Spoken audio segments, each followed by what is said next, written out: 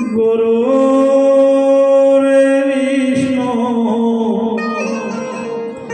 गुरुर्देवो महेश्वर गुरुर्साक्षात् परिब्रह्म तस्मै श्री सद्गुरु नमः। तमेव माता पिता तमेव तमेव बन्धु सखा तमेव तमेव विद्या द्रविणं तमेव तमेव मम देव देव तमेव। बोलिए सद्गुरु भगवान की।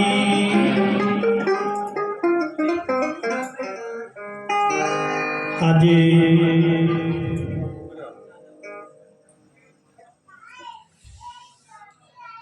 અભિરાજભાઈ ધનરાજભાઈ લોક જેમની પુણ્યતિથિ ભજન થાય ને પુણ્ય હોય તો જ ભજન થાય। જેમની પુણ્યતિથિ નિમિત્તે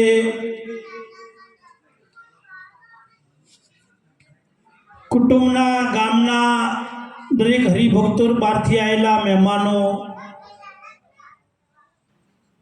અહીંયા આપણી જ અર્બુદાની વાડીથી પધારેલ સંત સુરતપુરી મહારાજ દરેક આજે મળી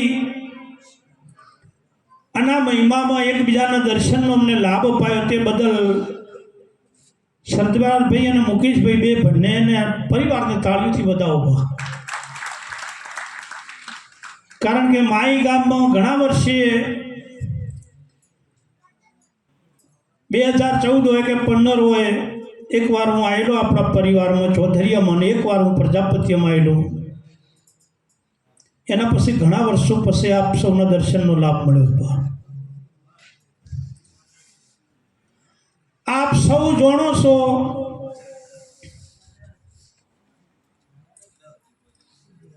पच्चीस वर्ष हो 50 वर्ष हो 60 हो 70 हो 80 हो 100 हो के 100 हो एक दाड़ो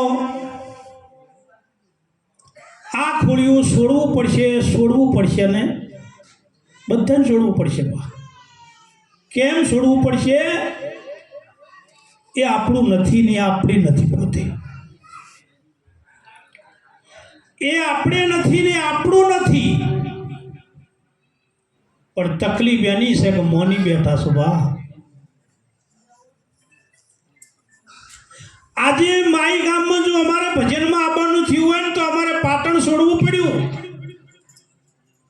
पाटण में बैठे माई ना आवे आवे नहीं पड़ी अने बधा आड़ी मळी जे बैठा छो भजन नी मौज करी रह्या छो। भजन गाव बहु सहेलू से राग बहु सहेलो से पण भजन समझवू काटू से।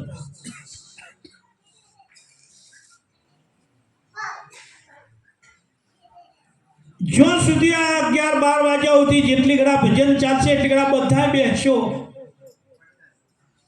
પછી ચો જાશો બધાય।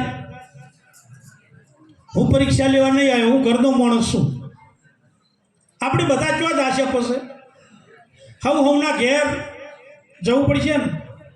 એમ કેમથી આવ્યા છો, એમ કેમથી બેઠા છો, એમ કેમથી મોજ કરો છો? પણ સમય થશે ને એટલે આપણે પોતપોતાના ઘેર જવું પડશે। આ સંસારની વાત છે। એમ એમ કેમથી આવ્યા છો, અમે એમ કેમથી મોજ કરો છો? પણ સમય થશે ને એટલે અસલ ઘેર જવું પડશે। આ ઘર આપણા બાપનું નહીં। દુખી શાના છો મોની બેઠા એના? તમને ખબર છે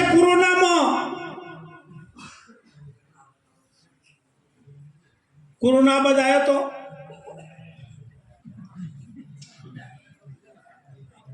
તમને ખબર હોય તો આ પાડવાની ના ફરી વાર કહું, પરીક્ષા લેવા નહીં આવ્યો, તમને કોરોના આવ્યો તો હું એવું નહીં કે તું નુકસાન કરી ગયો, પણ આ બાજુ કોરોના આવ્યો તો કેવી દશા હતી, માણસથી બિયાતો તો કે નહીં ભાઈ? હગો આ ફોન કરે તો કે હાલ ના આવતા, પતિને ફોન થયો હોય તો કઈ પત્ની વાયરો નોખવા જઈતી હોસ્પિટલમાં, એકનો એક દીકરો હોય તો કોરોના થયો હોય તો કોઈ મા બાપ હારી નહીં ગયા. આ મતલબ આ સંસારી આ દુનિયા છે, કોઈનું કોઈ નથી. ભારતને વિશ્વની અંદર રસી ખોળતા હતા, તાત્કાલિક તો કોઈ દવા મળે નહીં, તમામ વિજ્ઞાનીઓ મહેનત કરતા હતા, રસી ખોળતા હતા કોરોના મટાડવાની. તારે તો રસી ના ખોળીએ ત્યાં કોરોના જતો રહ્યો, પણ ગુજરાત વાળાની રસી ખોળી હતી પા, એ આખો વિશ્વ રસી ના ખોળી ગયો, ઉત્તર ગુજરાત વાળાની રસી ખોળી હતી કે દારૂ પીવા ના મટ થાય, દારૂ પીવાથી બોલો વાયને રસી ખોલી કાઢી. એટલું નહીં, રસીના 3 જ ડોઝ હતા, ના તો હજુ ડોઝ છોડતા નહીં. બોલો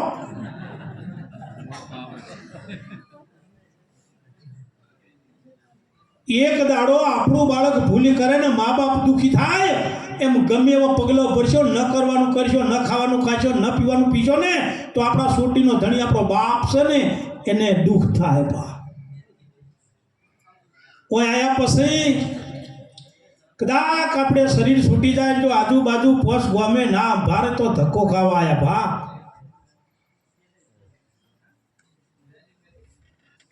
ભૂખ લાગે એટલે ખાવું, ઊંઘ આવે એટલે સુઈ જાવું, બાળ બચ્ચા પેદા કરવાનું, મોત આવે એટલે મરી જાવું. આ તો પુત્ર ગધાડા મનાડા કરે છે, અને આપણે કરે તો એના બરોબર જ છો. બા માટે શા માટે આયા છે ખોળ્યું, શા માટે મળ્યું છે, કેમ હોય આયા છો, એની ખોજ કરી લેજો તો જ્યાં પાસે વળતો ના રહે. આ બાજુ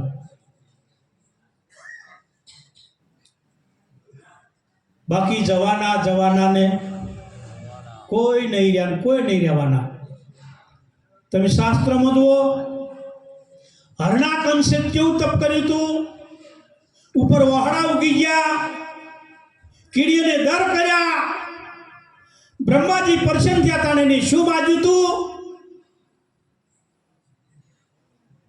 બ્રહ્માજીને કે મને વરદાન આપો, કે માજ કે હું માગું આપશો, કે હા, તો કે હું મરું નહીં એવું કહો, એવું હાલો.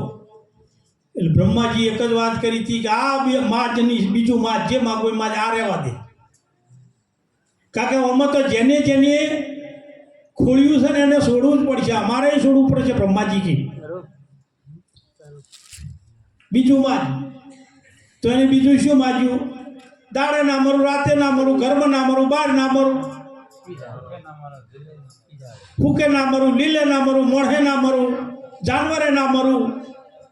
અરે છેલ્લે તો કીધું કે 12 મહિનામાં એકે મહિનામાં ના મરું, 12 મહિનામાં એકે મહિનામાં ના મરું.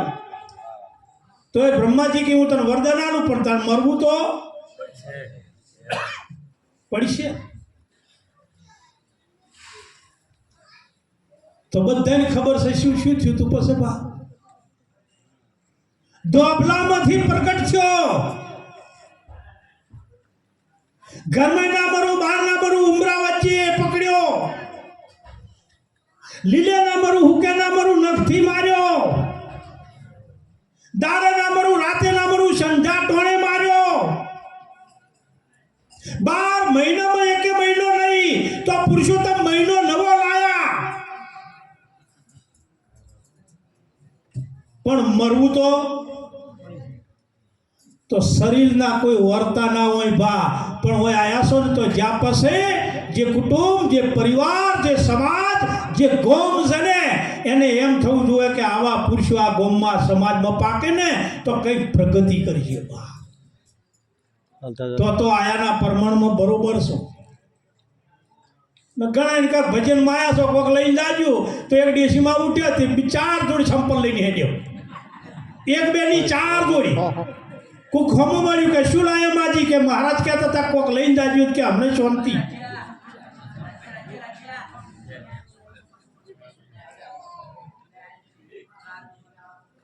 અને યુવાન ભાઈઓને મારી ખાસ વિનંતી, તમે ભણતા હોય બારે, નોકરી કરતા હોય બારે, ઘેર ન રહેવાય તો કદાચ મા બાપને સેવા પણ ન પણ કરી શકો, મા બાપને કદાચ ઉઠતા હાથ ન પણ જોડી શકો. બહાર રહેતા હોય તો જોડી શકો. તમે બહાર રહેતા હોય, નોકરી કરતા હોય, તમને કુરબાન છે, તમને પાપ નહીં લાગે, હાથ નહીં જોડો તોય નહીં લાગે, અને સેવા નહીં કરો તોય નહીં લાગે. પણ એક વાતની યાદ રાખજો કે આપણાથી કોઈ એવું કાર્ય ના થાય કે આપણા કારણે મા બાપને બીજાને હાથ જોડવાનો વારો આવે. આપણાથી કોઈ એવી ભૂલ ન થાય કે ભૂલો આપણે કારણ મા બાપ બીજાના પગ પકડવાનો વારો ના આવે. તોય મા બાપ છે ને 5 વર્ષનું આયકું વધી જશે. બીજું ના આવડે ને તો આટલું તો પાળજું છે. ભજન તો બહુ દૂરની વાત છે. કોઈ મરતું નહીં, કોઈ જન્મતું નહીં, જે આવે છે ને જાય છે.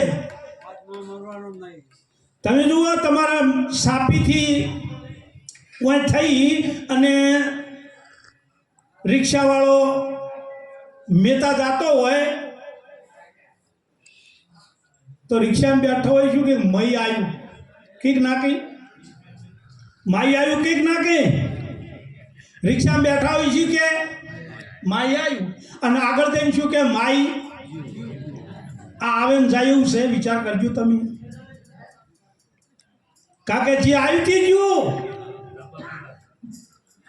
તમારા ગામના ચોકમાં આવો એટલે બોર્ડ માર્યું છે માઈ. એ બોર્ડ ચાલીને 10 દાડા બેહી રહ્યો તો કોઈ પૂણી ના પાય. એ બોર્ડ એ માઈ નહીં, બોર્ડ એ માઈ છે. એમાં એરો માર્યો છે કે આ બાજુ દો, પછી આગળ આવે એટલે શું આવે, ઘર આવે, નેહાળ આવે, મંદિર આવે, ડેરી આવે. માઈ જો સપા પછી એને છોડવું પડે. જેના ઘેર જવું છે એનું નામ લેવું પડે, અને જેના ઘેર આવ્યા ને પછી એ ભૂલી જવું પડે, બેહી જવું પડે. આ તો ખોયું એ ખોળે નહીં, ખોળે છેટે છેટે કદી મારો નાથ ના પેટે પા. થોડાકમાંથી થોડું, થોડાકમાંથી થોડું શા માટે આયા છો ને એનું નામ જોડીને જો લેશો તો બેડો પાર. બાકી ગમે એમ રામ રામ રામ રામ કરશે આપણી, પણ રોમને ઓળખતા નહીં હોય તો નામ લ્યું અને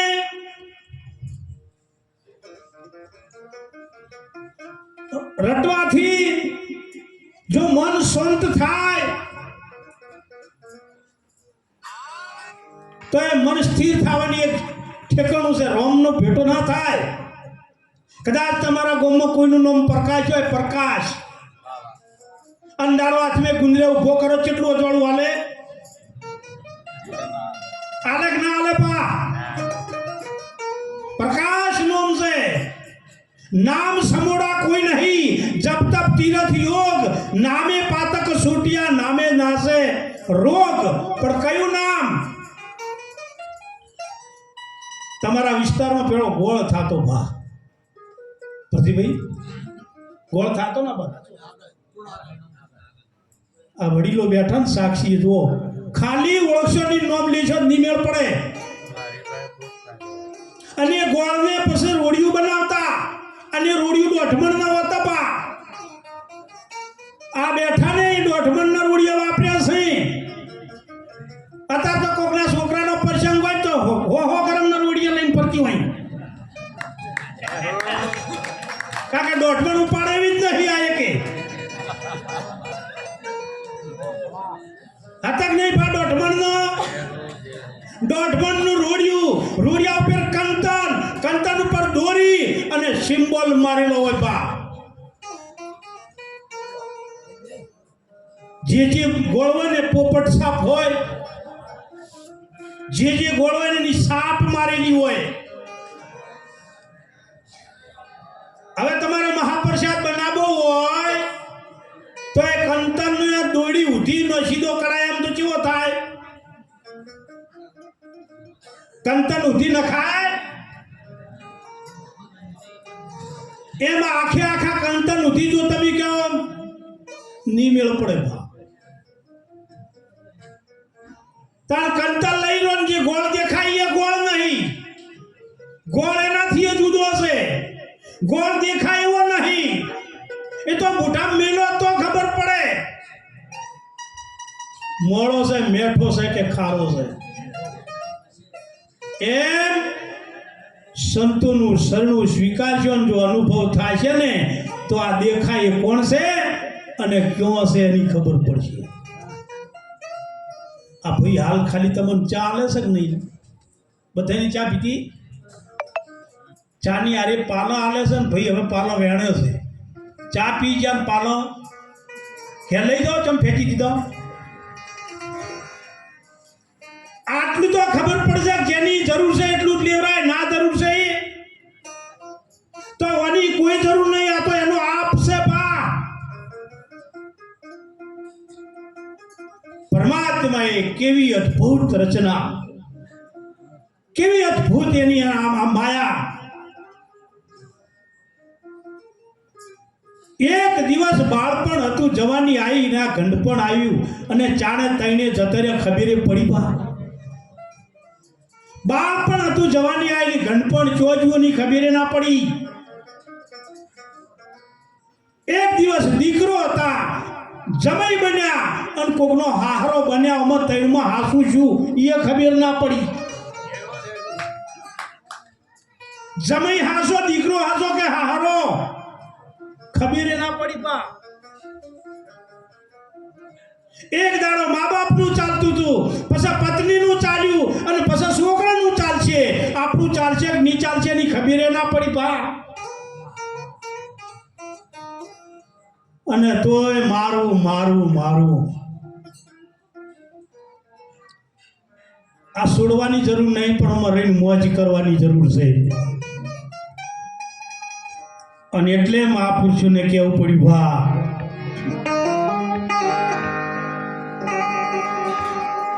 સદગુરુની